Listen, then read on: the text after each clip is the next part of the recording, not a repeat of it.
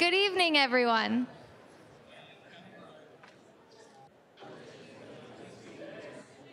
All right. Hi, my name is Alex Connor, and I am a junior in the Greenlee School of Journalism and Mass Communication and the upcoming EIC of the Iowa State Daily. I am honored to be introducing John Whyte, who will be discussing the challenges he sees democracy facing in society today. Thank you for coming out tonight. Whyte attended the University of Toronto, Queen's University, as well as Harvard Law School. Serving 28 years as a member of Queen's Faculty of Law, Whyte also served as its dean from 1987 to 1992. Whyte has also taught at Osgoode Hall Law School of York University and at University of Toronto Faculty of Law. He has also served at Nevada University, Tilburg University, and the University of Melbourne. He has also been awarded an honorary degree by York University. Within the public sector, Whyte has served as the Director of Constitutional Law for the Government of Saskatchewan.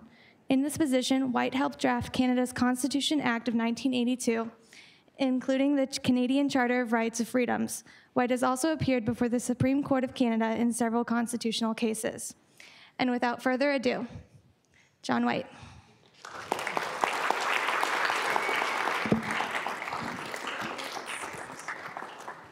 Thank you very much. And thank you for coming. Always a bit of a lottery to come out in an evening and hear a speech. Who knows whether it'll be worth it. And I am very grateful to the School of Journalism and to the organizers of First Amendment Days at Iowa State University for inviting me to come and speak to this assembly, to speak at this conference, to be associated with this important conference in this way, and to be invited to give some thoughts about the state of democracy. And I'm thrilled to be here. More to the point, I'm enjoying being here. And I'm don't know that I'm looking forward to the speech. I've read it, you know, it's not that. But I am looking forward to the questions, I hope. So, to begin, is democracy dying? In a word, yes. There are rewards in replacing liberal democracy with greater or lesser degrees of totalitarianism. And in a great many nations of this world, Turkey, Russia, Poland, Hungary, Egypt, and on, too many nations of the world, these rewards are being sought and are being gained. The currency of this transition from democracy is grievance. Grievance against loss. Grievance against change. Grievance against things that will require adaptation when adaptation is so uncomfortable and scary. And not only grievance, but the promises of relief from grievance from leaders. The bargain, though, is a false one. Totalitarian states become hard and hopeless. For most people, life is worse, not better. And the unwinding of tyranny goes slowly and uncertainly, and it may not happen at all. Without widespread global consciousness of democracy's virtues, there is insufficient spirit for democracy in the world to encourage the adaptation to democracy in nations. This occurred once. It occurred once, not so long ago. In the zeal in favor of world government, the zeal represented by the United Nations, represented by the Universal Declaration of Human Rights, represented by the International Criminal Court, in the zeal of world government, in the defeat of the tyranny of Nazism, and in the process of decolonizing the colonized nations of European nations. In those heady days of world transformation, democracy had a chance, and it thrived, began to thrive, but it is not thriving now. Will democracy survive? Of course. Democracy can and will survive, even though it's dying. The Enlightenment, investigation, hypotheses, analysis, evidence, conclusions about the true nature of things, always tentatively arrived at, and so forth. The Enlightenment, in short, is good for humanity. It has led to so much that has been good for humanity.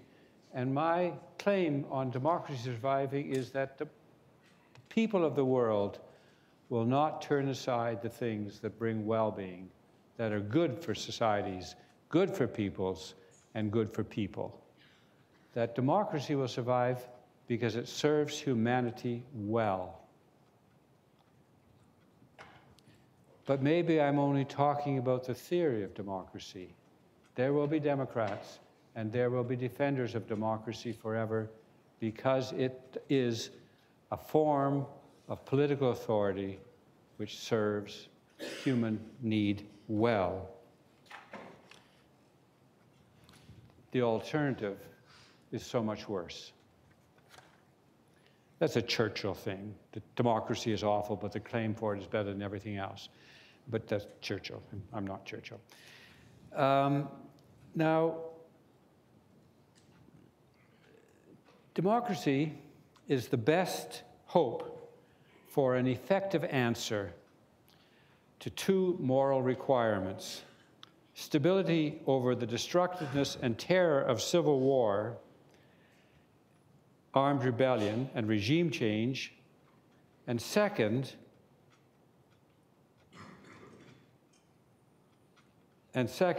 the moral preference of people to be treated with justice and not to be made subject to terror, exploitation, and exclusion. Democracy steers us through the contesting demands of constructing social solidarity that prevents the war of all against all. And on the other hand, through the recognition of the irrepressible human liberty, yearning for liberty, it is not only sustaining peaceability in our time and place, which is no mean feat, believe me, but it is liberating the human spirit for invention, for social and personal progress. It is the way to avoid wasting human possibilities and gaining wisdom and knowledge, for developing stronger and more supportive social communities, and for building better lives. These are things that humans need and will choose when circumstances make it possible. Democracy is a process and a structure for making choices. Although it is a process often influenced by self-validation, at its core, it is an intellectual process, and it is a worthy intellectual process. The intellectuality surrounding political choice entails understanding the options we have and the implications and consequences of the choices that we make. The choosing is a collective enterprise, and therefore it demands discourse, debate, exchange, interaction, social action. At the core of democracy processes is persuasion. And persuasion's prerequisite is constant recognition of the other, of the diversity of values and views. Persuasion is the process by which people come to think differently than they thought before, and that is a gift we all need. That is a gift we all deserve, to live in an environment where we are encouraged to think again, to become wiser. It entails refining thought through examining preferences and hearing others' views and others' understandings of the situations that we face. It goes on everywhere and all the time in life. The progress of humankind is dependent on persuasion. It is our humane option for obtaining resolution in the face of human difference and human conflict. It is the best option for the human situation. It is the best option for human wisdom. When we refuse to consider and adjust to the force of others' competing ideas, we become simple-minded soldiers in regimes of oppression. When we think that our convictions about what is good entitle us to disregard the views of others, politics has ended. It has become just noise. But we must balance this theology of democracy with our sad tendencies. Immanuel Kant said, "Out of the crooked timber of humanity, no straight thing was ever made." By crooked timber, he meant the ever-present willingness to pursue self-interest through corrupting the norms and practices that were designed to generate human advantage. And so democratic development has had to include steps to meet the human tendency to seek political power in order only to satisfy narrow interests and personal ambitions.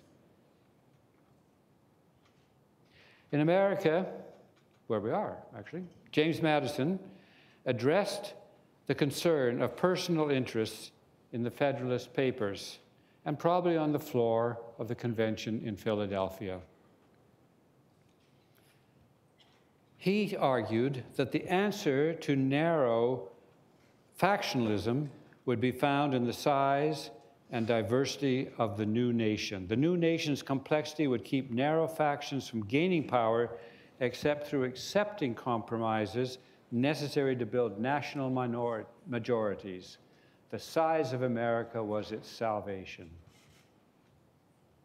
But even when they were still in Philadelphia, his colleagues doubted it. They urged a Bill of Rights.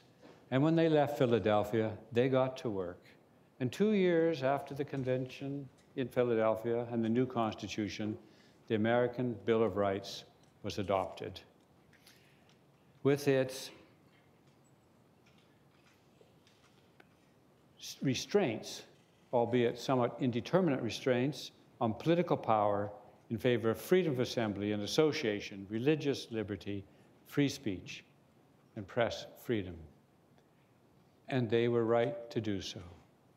Although democratic elected governments possess all the instruments that are really needed to blunt tyranny, these instruments cannot be counted on to resist punishing those who present the threat of opposition or of unconventional beliefs or novel. The instruments of power cannot be counted on except maybe to attack opposition. And so the Bill of Rights stands as an external agent of discipline of politics.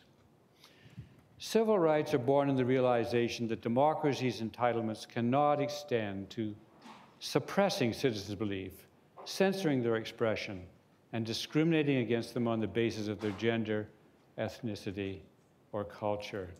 Sadly, though, many elements of democracy are not a reality for many people or for many of the world's nations. Neither is the promise of justice, hope for security, and expectation of decency in relations widely realized in democracies, even democracies close to home.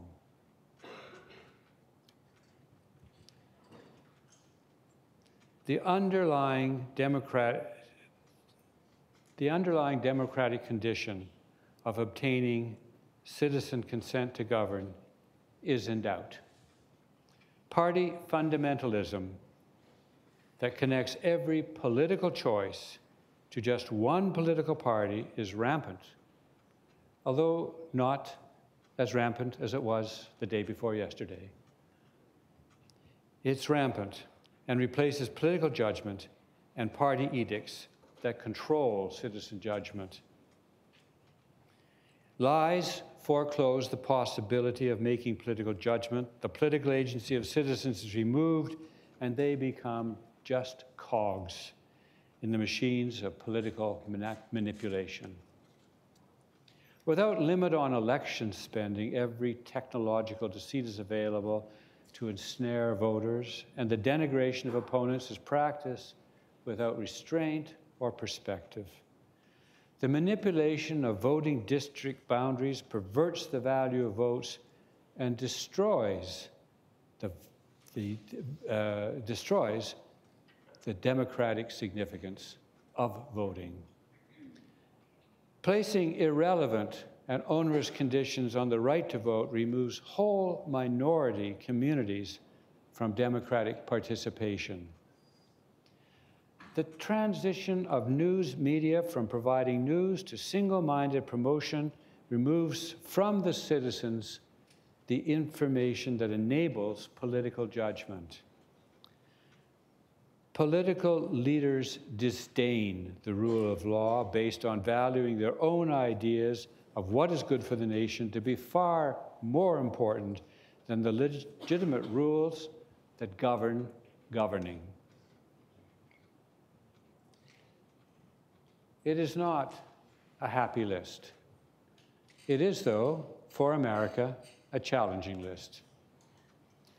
In his 1871 Democratic Vistas, Walt Whitman notes that the great sacrifice of the Civil War and the great tragedy of Lincoln's death had not encouraged the flowering of responsible individualism, which he saw as not just the charting of each citizen of his or her own course, but included in that course is the flowering of common spiritual identity.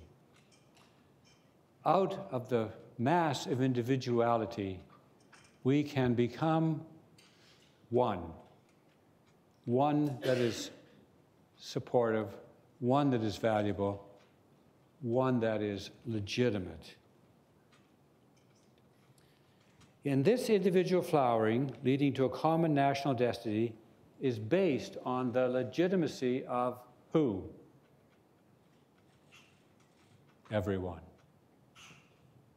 Whitman lamented that America had failed to achieve this state of grace. He awaited the much sought-after redemption that comes through community solidarity, the idea that no elements of a great nation be cut off by a line drawn to exclude them, not those who are privileged, cut off and excluded by those who are privileged, and not against those who are not privileged or degraded or humiliated or considered of no account. The spiritual thrust or vacuum of America, thought Whitman, is this lack of mystical connection based on the sense of a common fate. Where that might have existed, there was only hollowness, a too general sense of being foolish to be enthralled to any moral vision of a nation. This Whitman is a great man. There's a great woman living in Iowa named Marilyn Robinson. I don't know, you know her. She's at the University of Iowa. She's a writer. She writes novels. She writes essays. And she, in her Whitman-esque moment, wrote this: "We diminish the worth of the institutions of our society when we forget respect and love for the imagined other, the man or woman or child who we will never know, but who will take the good from these institutions that we have invested them with, or who will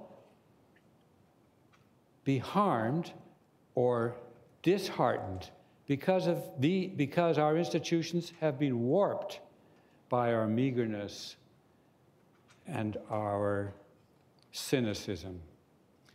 It is very much in the gift of a community to enrich those lives.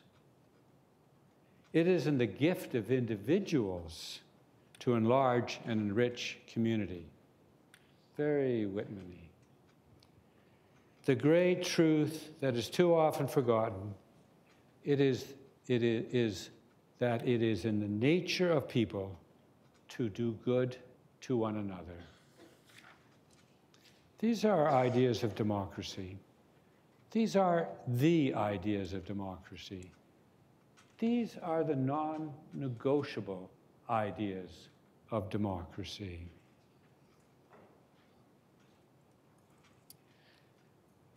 Human mercy and human cruelty compete fiercely in nations and in ourselves. The contest between mercy and cruelty reflects what shapes a person's deepest sense of his purpose. They form the commitments or the instincts about life's meaning that each of us takes as a guiding spirit, deciding if our own self-fulfillment is found primarily in satisfying our needs, or is it satisfied by living out selfless compassion and concern for those who suffer.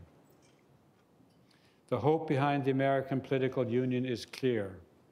It can only be an effective democracy if it is grounded in selflessness that extends to everyone equal respect and dignity. This commitment to community is American democracy's spiritual condition. In fact, it is no more than the theory of democracy demands. Democratic government, like other forms of government, subjects people's liberty and autonomy to the undoubted coercive power of the state. And that is political society's necessary condition, as Thomas Hobbes explained so lucidly in Leviathan. But that power is only tolerable, and Thomas Hobbes didn't go on to mention this, but then he lived a while ago. That power is only tolerable from a liberty perspective if the democratic polity is also tightly bound by the controlling ideas of natural law, of the sort, by the way, that is expressed so clearly in the first sentences of the Declaration of Independence, and the ideas of political liberties and common entitlement to core social conditions. And then, by effective mechanisms to hold power accountable to these principles, the ideas of democratic statecraft for many elements of spirituality, because they reflect the spiritual reality also of personhood. Our liberty, no, forget that. I'm going to move on to Leonard Cohen. Do you know Leonard Cohen? He's a Canadian. We're proud of him. And in fact, Canada Council requires people like me to mention Leonard Cohen when I leave the country. Leonard Cohen wrote a song called Democracy. It's a beautiful song. It's a hard song. Democracy is coming. He says, democracy is coming. Democracy is coming to the USA. And he is not being ironic. He means it. And this is why. They have the machinery for bringing out the change, he says. The machinery, the statecraft. He means the structures for political legitimacy. And that's true. They're there, and they're at work right now, these days. And the vitality of American politics should save it. But for him, there is something else that's wonderful about America, maybe more important to democracy's survival. He says it's a spiritual thirst that comes from the fear and the want, the need for dignity, the open expression of unhappiness with the way things are, the troubles in families and the troubles of families, in lonely rooms and empty spaces, facing the enclosed hearts of the satisfied and the secure, those people who suffer under those oppressions. This is the conditions that leads the lonely to say, the heart has got to open in a fundamental way. The heart has got to open in a fundamental way. The mantra of democracy, isn't it? In America, that will happen. It's America where it can happen. You should get that song. Play it daily. Maybe even believe it. There are two conditions. These two conditions for democracy, rather. Whitman's spirit of universal longing and Cohen's belief in the redemptive power of cries for justice are connected, and they are correct. Democracy is the great political invention for getting unity from the wide diversity of people's interest through recognizing a profound human commonality. Transformation will come from this commonality when it compels our speaking, and even more when it compels our listening to the cries of losses and injustice. Democracy promises everyone's right to participate in government. That promise is corrupted by anything that a heedless society allows to take over that commitment. Money, education, residence, role, privilege, and belief. It can all corrupt that allness of democracy. I suppose it's possible that the holders of absolute power might keep everyone in mind and every interest in mind, but we know it never happens. It doesn't happen. And the resulting undiluted discriminations lead to bitterness and anger that makes our lives dangerous and brutish, and the trajectory of brutishness is always toward the increase of exclusion and the contributing condemnation of those suffering from socially dire conditions. And so the polity becomes the carrier of injustice and the source of tyranny, and we need no reminding that tyranny, though frequently religious, is never spiritual, never safe, and never stable for long. Ultimately, it demands revolution, but revolution is also what too many democracies are experiencing. Democracy must grant to each person equal respect, equal dignity, and equal worth. When equality is not foundational, the adoption of bases for discriminatory treatment and exclusion become endemic to the state, become the practice of the state. They grow, they reach into every corner, they ruin lives. Discrimination is a poison that destroys democracy, and we need to check always and protest against elitist and exclusionist governments. That form of government fails democracy. This president is not acting as a democratic leader. His election may have satisfied constitutional requirements for political succession, but he has created classes and categories of citizens without regard for demonstrably appropriate social or regulatory purpose. In other words, without commitment to the core democratic condition of common membership in the nation. He rejects the sense of common destiny for the people of the nation and pays no attention to the spiritual condition based on the idea of our common fate. Nor does he accept that it is everyone's due to be extended the conditions of dignity. Members of racial minorities, women, journalists, Muslims, convicted criminals, even charged persons, children, immigrants, sexually diverse persons, none are entitled to the dignity of democratic power. He does not believe that they are part of the America that it is his power, his job to serve. He does not believe what Whitman and Marilyn Robinson believed. I want to leave some things out, so I'll just read to myself for a minute.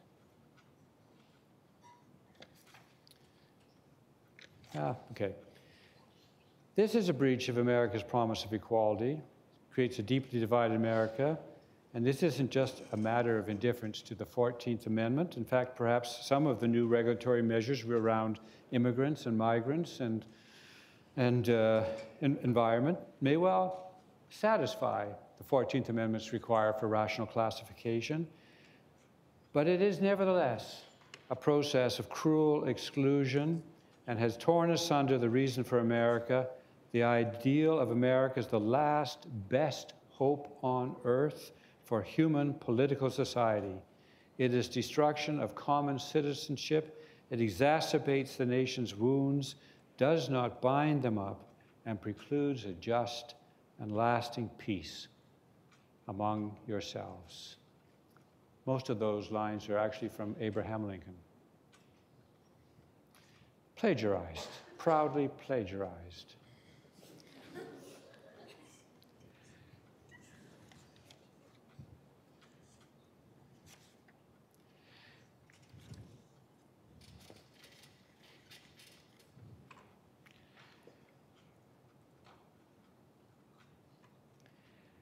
Let us now turn to a more general description, well, not a Trumpian description, of what is going on worldwide. There may just be simple-minded political theory to believe that those who govern legitimately when they have the support of the greater part of the state's population. Simple-minded because it takes out the legitimacy calculation of how power was obtained, how it was being exercised, and how, and most significantly, how its popular approval is being sustained. Through what terror, through what murders, through what jail sentences, what lies and what repression. Of course, we know that these forms of brutal suppression are not always necessary to sustain support. Possibly support can be sustained simply through offering the larger population flight or relief from the evils that some other part of the population seems to be inflicting on them, or has already inflicted, or will inflict, or fear will be inflicted. Popular support can be built on the lies of danger and harm that weaker segments of the population will have caused. When popular approval is obtained through this narrative of national salvation, it seems always to allow not just the exercise of unaccountable power, freedom to rule tyrannically, but the comprehensive abridgment of constitutional restraints, and, by the way, a fearless collection of great wealth through corruption. There's a high correlation, a constant correlation, between anti-democratic and the corruption of democracy and corruption generally. Ultimately, that corruption shakes the public confidence in government, and so it becomes a factor of national destabilization, the costs of which are, of course, visited on those who already have been ignored by governments. Kleptocracy expresses to a nation's people what the government's true function, or what the government thinks its true function is. And the needs of the people are far from the center of that.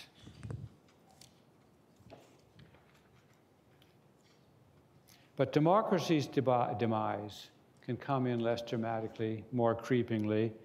One such form of democratic degradation is appropriate for discussion at ISU, First Amendment days. That is the place and manner of public speech, the speech that shapes political positions, the quality of democratic debate. I have, in other places today, advanced the idea that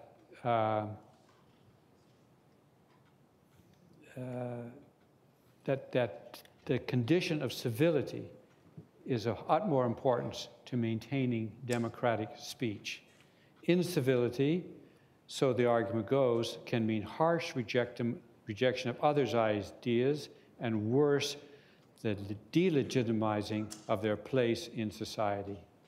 The claim that ideas that are bad come from unworthy people and both the practice of speech and the place of the speaker. They are an affront to essential elements of society, and their currency in society is dangerous, and their currency is here. It robs public institutions of the contribution of some elements of our population to our polity. And of course, differences in social power means that some opinions are not heard, cannot be taken to be and not meant to be heard, simply because the people themselves are discredited and the speech is designed to discredit them. Persuasion is a social power, I've said, but persuasion does not happen when there are threats and exclusions of the speaker. Incivility can rise to the level of hatred for others, at least the level of extreme disrespect. This has the possibility of driving people with other views from the field of debate, discussion ends. This is especially true when the speech is designed to be heard as violence against the identity of the views of others, or when it is so crudely expressed that it seems intended to silence, enact to confirm the person, like the abused speaker, is unworthy of respect and unworthy of consideration. This behavior is just counter-speech. It is not speech generative, it is speech suicidal. It kills speech. It is hate speech, and in many jurisdictions it is outlawed, but not America. I think the next, I'll leave a bit out. I want to admit that the lawyer's great mantra. You know, good lawyers, they have one phrase, but I could be wrong. They only do that because they have insurance problems. But it's an important thing for them to say, even as a moral purpose, to tell people that nothing is sure, that claims are complex, and facts and situations are contingent. I could be wrong about my idea that bad speech is not worth protecting. In fact, it is believed that the answer to bad speech is speech, and there is something to that. When an American African Yale law student, Yulie Murray, challenged Yale President Kingman Brewster's ban on a speech to be given by George Wallace. Do you remember George Wallace? He was a Southern governor. He was rabidly against integration. He was rabidly in favor of segregation. And he used police and soldiers and vicious dogs to deliver his message. And he was invited to come to speak to Yale, and Kingman Brewster said, no. That speech is not what the people at Yale need to hear. It's not what America needs to hear. And Pauli Murray, an African-American Yale law student, said, no. And you're wrong, she said to Brewster. There was a fuss, and so the famous historian, maybe not famous to you, but maybe to no one in this room, everyone seems sort of young, the famous American historian C. Van Woodward was asked to review Kingman Brewster's decision. And he said, Yale is a place where there should be a right to think the unthinkable, discuss the unmentionable, challenge the unchallengeable. And that was abridged by Mr. Brewster. Good, right? And then I have a friend who teaches English at University of Toronto, teaches English, and he wrote a book about civil and uncivil speech.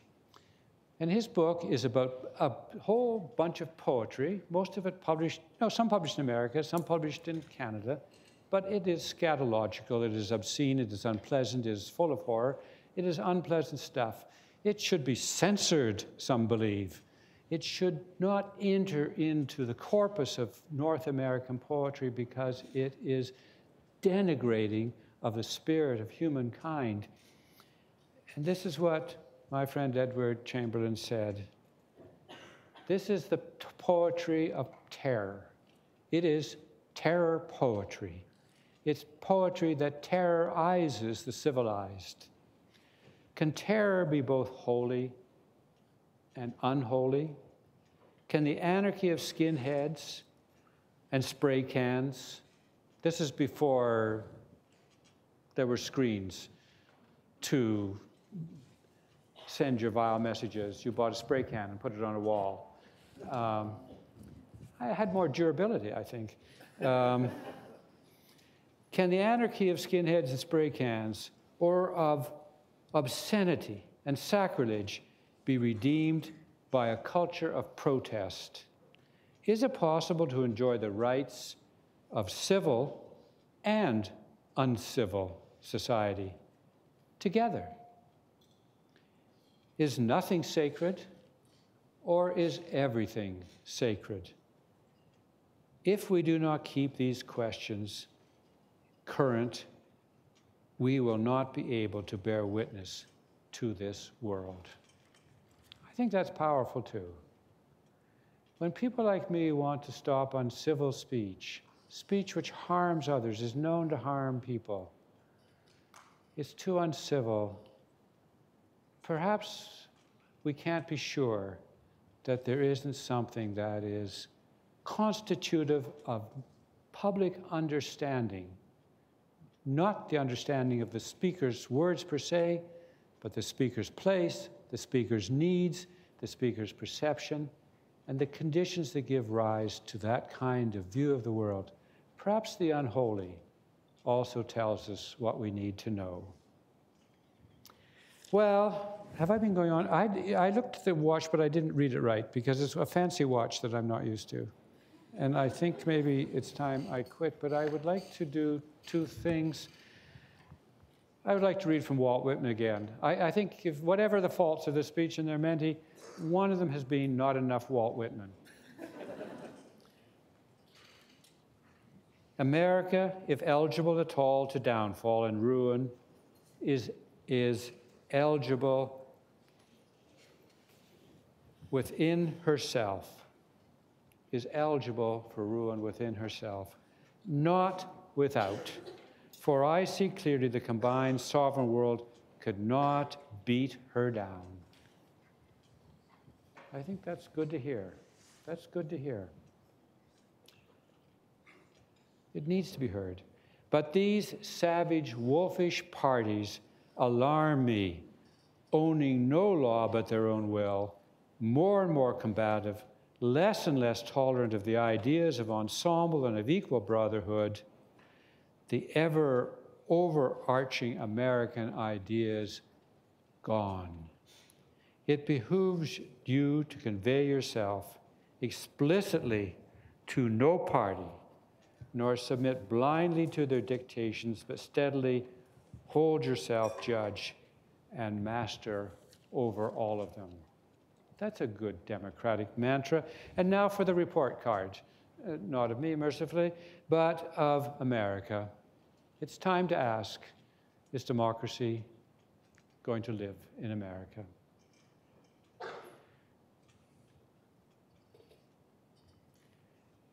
Well, the first one is to measure hope and hopelessness. Just, you want me to quit?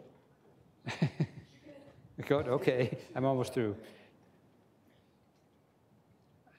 We have to believe in American hope. It's famous the world over. It's considered naive and stupid and in the way and troublesome and unsophisticated and barely civilized, but it is wonderful and a salvation. And of course it's here. And of course it's here. And there are people all over this country forming hope for America today.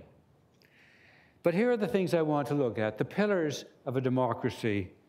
One is, are the leaders in leadership by virtue of stolen elections? Number two, has the political leadership abandoned the rules of governing and the rule of law? Three, is there being the assiduous nurturing of tribalism, the stripping of magnanimity to people who are different? Has that happened? And fourth, is there overt suppression of opponents? Those are four things that a non-democracy can buy into. Stolen elections, abandonment of the rules of governing, suppression of opponents, and deep and nurtured tribalism of hatred. Well, you can grade as well as I can grade. Stolen elections? Not really. Well, partially, possibly. Gerrymandering, money, collusion, these are all small items of theft, I think. But it's too much to say, I think, a stolen election. That's my view. I'm not trying to dictate the answers, by the way. Abandonment of the rules of governing, the rule of law? No. Only it's tried, it's talked about, it's ventured, but the people aren't going away. The Department of Justice is there, Rubinstein's still there, Mueller's still there. The California governor or attorney general is launching actions like no tomorrow, or somebody is launching actions. The rule of law is being tried. It is hardly gone. But, you know, in some deep way, it's in trouble. It's in deep trouble. Not because the Supreme Court of the United States is no longer a court. It is a site of partisan politics. And when the top court in the nation gives up its role of legal adjudication so often for loyalty to parties or loyalty to ideology, it's a problem for the rule of law. But it's not gone. It's in trouble. Suppression of opponents? Again, not really. They're not gone away. They're there. They're speaking. They're being effective. They're having headway. They're making headway.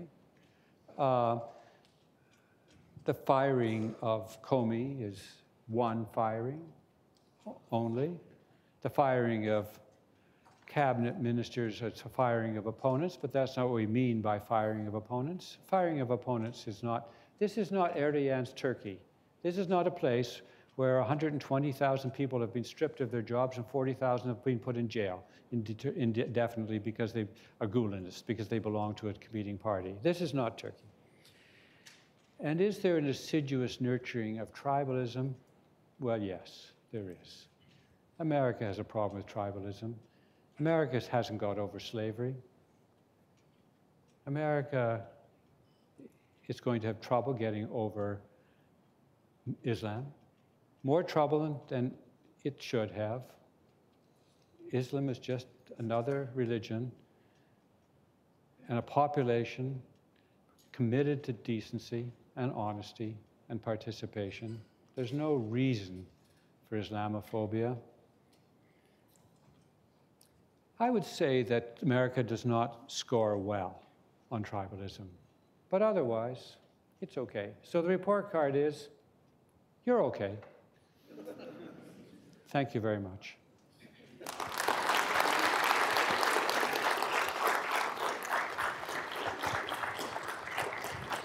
I've left no time for questions? Yeah, we'll have time for questions. Okay.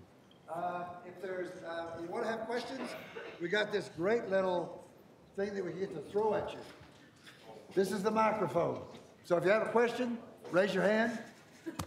There you go. All right. Okay, this is a mic. Wow, that's cool. Yeah. So what is your response to Plato's criticism of democracy, in which he uses the metaphor of the captain of the ship who is charged with turning over control of the vessel to someone on his crew, but instead of turning the vessel over to someone who actually knows how to navigate stars or how to actually run a ship, he courts the people who impress him the most, gives them the most wine and prostitutes and what have you. This is his metaphor. Essentially what he's saying there is that the people who get to decide who goes into leadership are rarely ever completely educated on who is actually best to lead the country, and are often ruled by tribalism and just being uneducated on the situation. What's your response to that? Are humans inherently unable to handle the responsibility of democracy? My answer is election campaigns. Campaigns are designed to educate the electorate about people and the choices and the voting and the policies. They do that. It is true that there are Harvard studies that show that an incredibly high portion of people, when they vote, actually don't have a grasp of the policy issues or what the parties stand for. It's not true that 98% believe that the policies of one party belong to another party and the other party belong to the other party. It's not that bad, but it isn't good. So the electorate is not a notably smart voter, but my answer is election campaigns. My answer is also that there is post-election observation. Now, it's also not such a convincing answer since you have a tremendous record in this country of returning people to offices that they hold, which seems strange. I would have thought that you watch people in office and you want them out. That's a pretty normal reaction. It's the Canadian way. We change our people all the time because we realize there might be something better. We live in hope. But you know, the answer to Plato is that the answer to every constitutional, to every statecraft issue is you design a structure which is meant to overcome the defect. And parties are meant to overcome the defect with their supervision and their vetting. The vetting and supervision of parties, again, in Canada is rigorous and difficult. That doesn't mean there aren't idiots in Parliament. There are, and a fairly represented, and idiots are fairly well represented in Parliament. But there is an assiduous attempt not to choose idiots to run and to choose people who have some knowledge of the issues. And I'm going to go back to campaigns. Campaigns that I know, at least, are run on questions of what is your view on climate change, what's your view on carbon energy, what's your view on natural resource revenue sharing, and so forth. And debates happen. Are they trumped by hair? I'm talking about Justin Trudeau has apparently nice hair. I mean, I know he has nice hair. I can see him on the TV. I'm envious, of course. But that's what the opposition party said last election. All he's bringing is his nice hair. Well, no, he was bringing a great deal of else. He was bringing, actually, in one word, a very high level of civility. And Canadians yearn for it, and they got it. I think that we have tried to design the mechanisms so that we are not prey to our meanest thoughts and our most banal interests. I'm sure we're not really good at avoiding those, but we're doing what statecraft does. Statecraft designs to solve the problems in the polity. Trust it. Trust it, because then you have some incentive to improve it. Be a statecraft. Go to law school. Be a constitutional lawyer. This is the only honorable profession. To design the state that works well. It's not the only honorable profession, but it's an honorable profession. Now I'm becoming fanciful. Yeah. Thank you. Oh. So this is the microphone. So you started this talk by saying one of the things that was driving the decline of democracy was grievance. And so I was wondering whether or not, maybe with your experience with the Quebecois, or otherwise, whether or not multiculturalism in the politics of identity is something that's compatible with democracy and the sort of common sense of unity that is necessary for a polity to function. Who cares about compatibility? If you notice the world, people are moving. There are a lot of people, they're migrants, they live in bad circumstances, they're moving, we're going to be mixed up. I mean, I don't care whether it's a smart country or a stable country or a country. It's the world. We have diverse populations. So I'm not interested in thinking about whether we have the most fortunate arrangement for a stable country. We got the country we got. And we got the country we got, which was a country which was formed by two major colonies that were founded by two separate European nations, and they're cheek by jowl, and they lived together, and the French one was in the middle, and they were straddled by the English colonies, and we had to be one nation. We had to be one nation because America was big and powerful and mean, and we assumed unscrupulous and impossible to deal with, and so we better be one nation. Some assumptions about America, which were then borne out, actually, to some extent. But you're not responsible. It was before your time.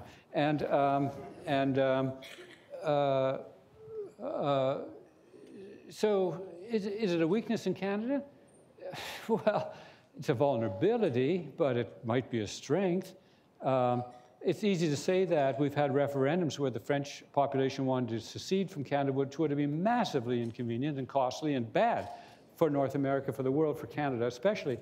And those elections turned out with results with 50.4% wanting to stay and 49.6% wanting to leave. Now, that's not tolerably, that's an intolerably close result. But after the result, it was the result, and it stopped, and it still stopped.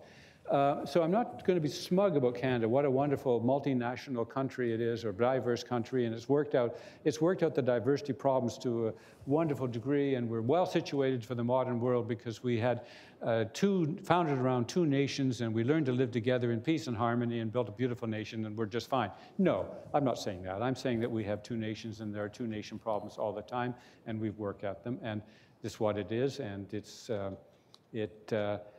it, I think, actually has been a reason for resisting tribalism, at least resisting the world's tribalism, or the Western world's tribalism, that is its biggest threat, which is anti-Islamic tribalism. Anti-Islamic tribalism can destroy the world. We should really be careful with what we're saying. It is stupid. It is stupid to be Islamophobic. It's bad for the world. And I think we're reasonably good in Canada, and maybe Quebec has helped that. I don't know, that's a convincing answer. I don't want to sound too patriotic.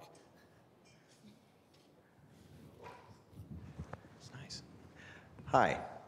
Do you think that the advent of social media and online media in general has aided or impeded the democratic process, be it by adding transparency or adding information overload? What is your take on that? Well, you know my 2005 take on it, which is, not because it's famous, because everybody's take on it. This was democracy flowering, right? Everyone's going to be able to communicate. We're going to be in lines of communication, and everybody were now participating in public issues. And this was a way in which there could be a civic conversation across very broad lines with very broad participation on issues of public concern. This was the new Jerusalem of liberal democracy. Well, it turns out that the world is too big, and so we form lines of communication. And the lines of communication turn out to be partisan and ideological. Or hate. And so it's been a problem. It's generated hate, and it's got two problems with it. One of the problems is that it's fast communication.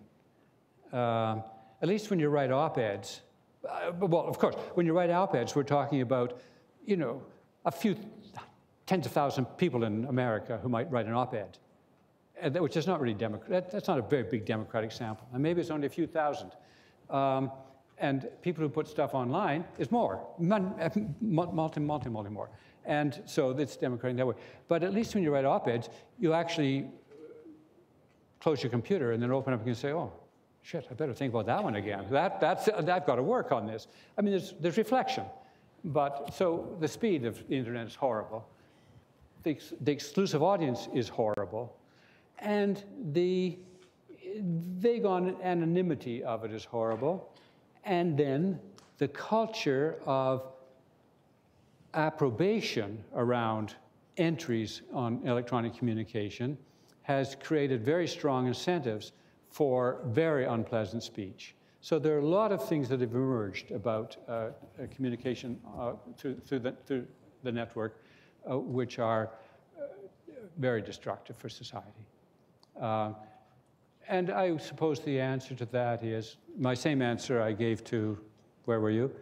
Okay, I mean, we don't read the Harvard study and say, oh my God, we got, isn't that awful? Or we don't talk about the internet and say, isn't that awful? We say, like, we have a statecraft problem, or we have at least a social problem.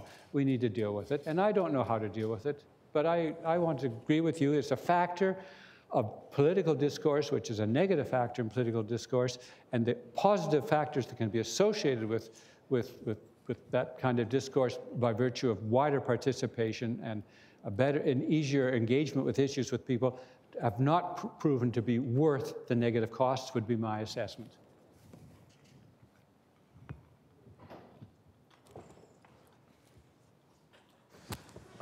So my question is, according to the Pew Research Center,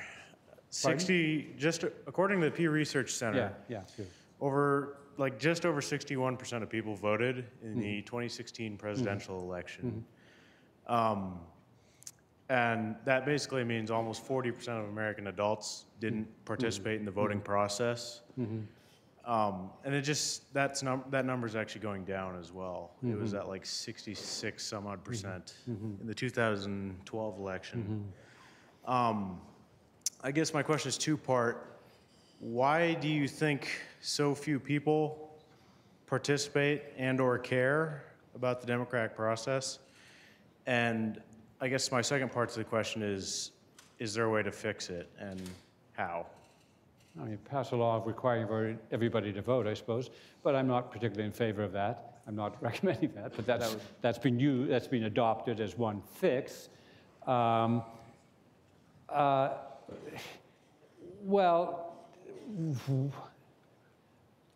one way to fix it is to remove the barriers to voting.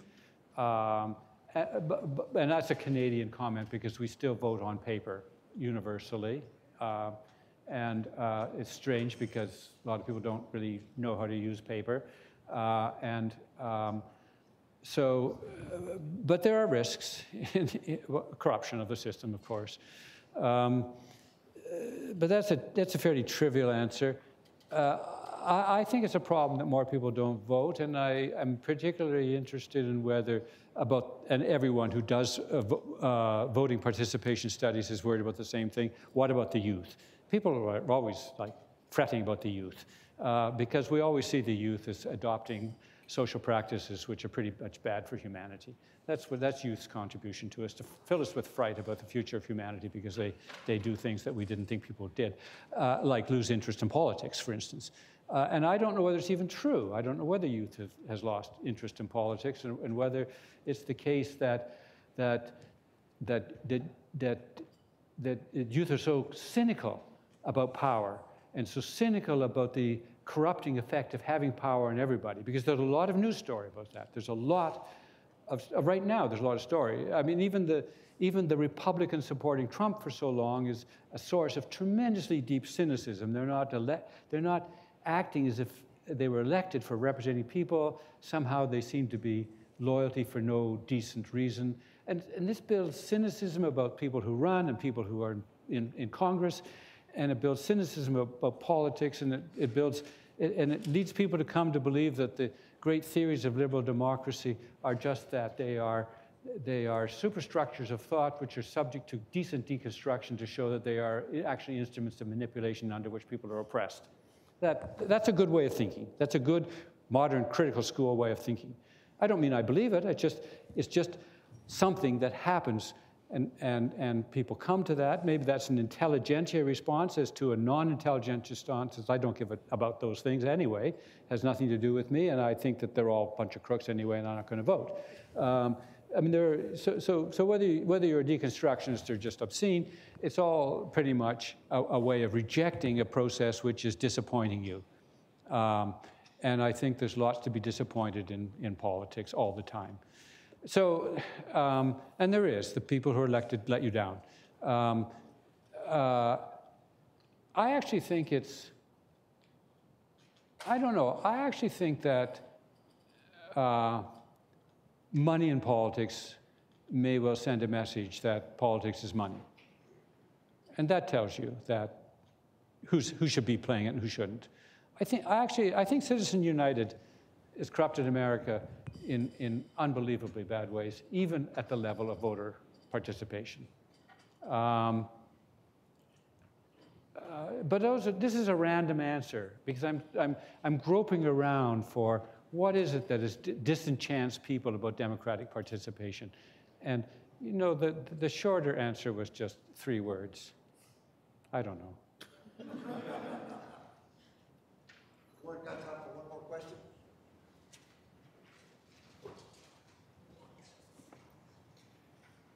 There you go. Hello. I was going to ask you what your opinion was on a colleague of yours, Jordan B. Peterson, and what his criticisms of Canadian Bill C-16. I was going to ask your opinion on that. Sorry, I didn't quite. My view of Peterson. Jordan Peterson's criticisms of Canadian Bill C-16. What is your opinion on that? Sorry. Bill 16. Yeah. Oh, Bill 16. C-16. That's a nice combination. Jordan Peterson should go to law school. He doesn't understand what Bill 16 says. He's wrong. Bill 16 is an amendment to the Canada Human Rights Act, or maybe it's the Ontario. I should know that better. Jordan Peterson actually first got a tremendous notoriety earlier because U of T published a policy on pronouns to deal with transgender persons. And Jordan Peterson made a tremendously big name for himself in Canada, saying there was denial of academic freedom to tell him he had to call everybody they, even when there was one of them, or gender-neutral pronouns, and he wouldn't tolerate and he wouldn't succumb to it. And it was political correctness gone on a rampage and nuts, and he was going to stop, be part of it. And he was like an instant hero, at least amongst a bunch of old professors.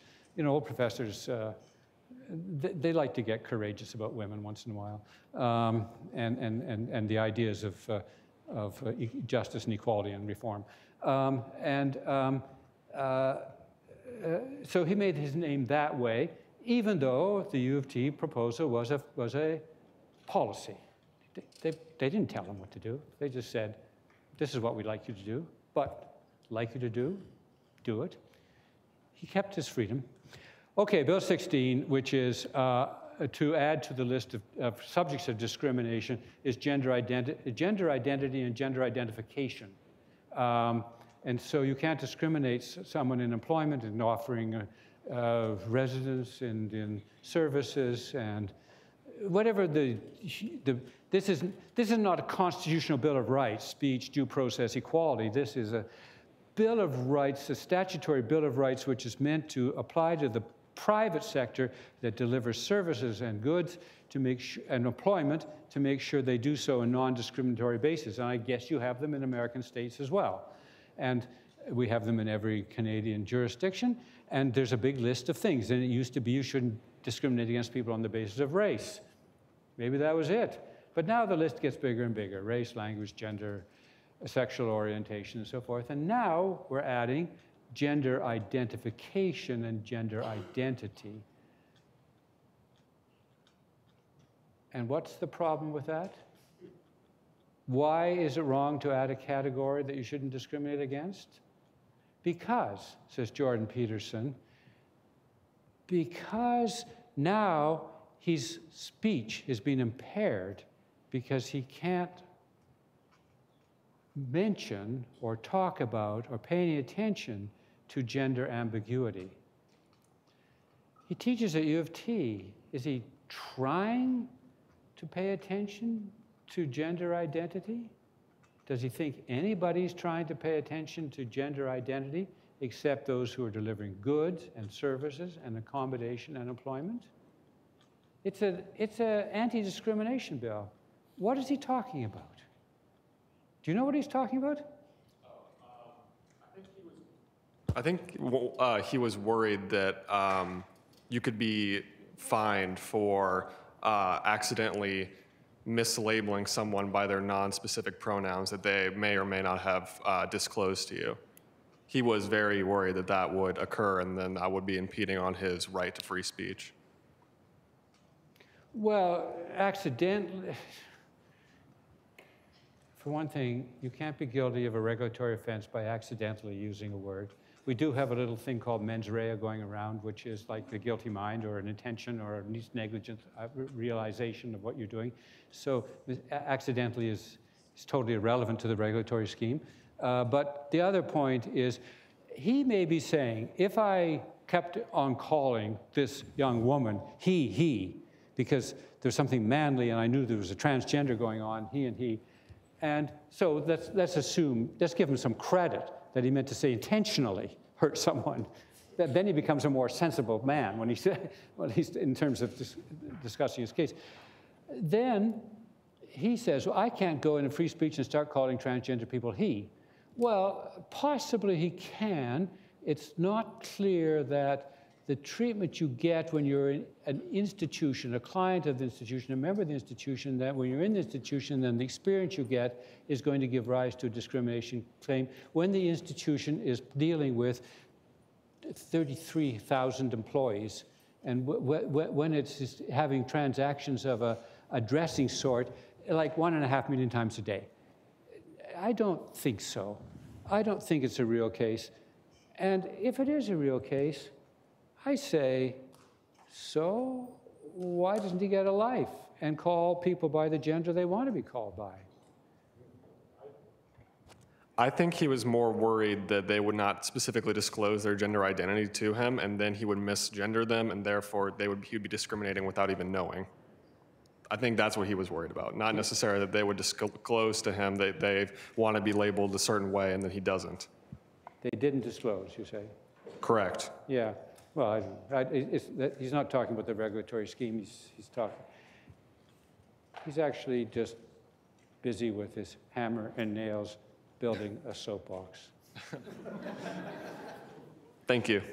Can we thank John for his brilliance?